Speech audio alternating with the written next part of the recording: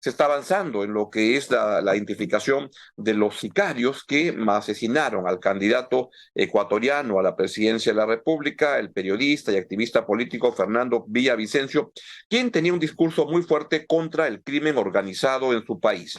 Y lo que está sucediendo es que ocurrió que una de estas mafias, presumiblemente por la información que hay, decidió asesinarlo como un mensaje contra los candidatos, como una forma de amedrentar a quien había, justamente a todos los candidatos, pero la persona de quien había estado teniendo un discurso muy fuerte contra el crimen organizado, había hablado incluso de establecer una cárcel especial para llevar a los integrantes del narcotráfico y del crimen organizado en general, y esto simulando un poco lo que hace Bukele en El Salvador. Y la respuesta fue el asesinato y lo mataron hace 2 días.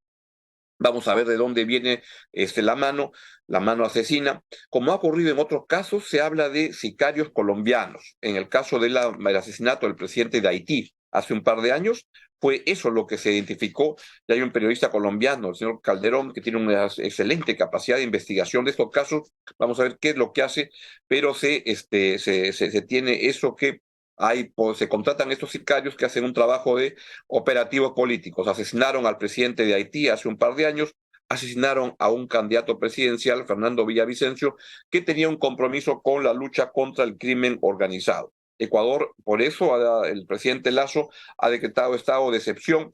Las elecciones son en ya 8 días. Vamos a ver qué es lo que ocurre, pero puede pasar lo de Ecuador en el Perú. Puede pasar. Acá una ventaja, entre comillas, es que en el Perú no hay voces claras desde la política, desde la sociedad en general, contra el crimen organizado. Yo no veo que ese tema esté en la agenda ciudadana, en la agenda mediática, digamos, que no está en el mundo de los políticos. No veo ningún político yendo fuerte con un discurso contra el crimen organizado. ¿Será acaso que nuestros políticos se llevan muy bien con el crimen organizado, que son amigos del crimen organizado, y que en el Congreso tenemos la bancada que sirve al narcotráfico, la bancada que sirve a la tala informal, la bancada que sirve a las universidades truchas, la bancada que sirve a la trata de personas?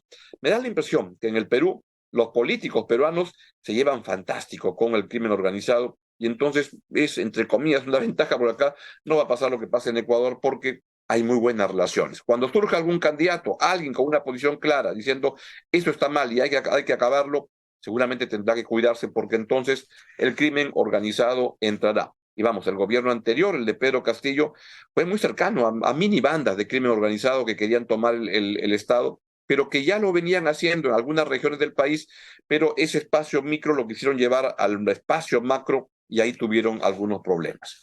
Es lo que está pasando y vamos a seguir muy atentos a este tema, pero hay que estar militantemente contra el crimen organizado. En información de la República hoy día se da cuenta que hay 186 personas que han muerto, 186, entre enero y julio, solo en Lima, por sicarios. Eso no es una intervención del crimen organizado, ya está ocurriendo. No han llegado a la política. ¿Por qué? Porque los políticos se llevan muy bien con el crimen organizado, los políticos peruanos.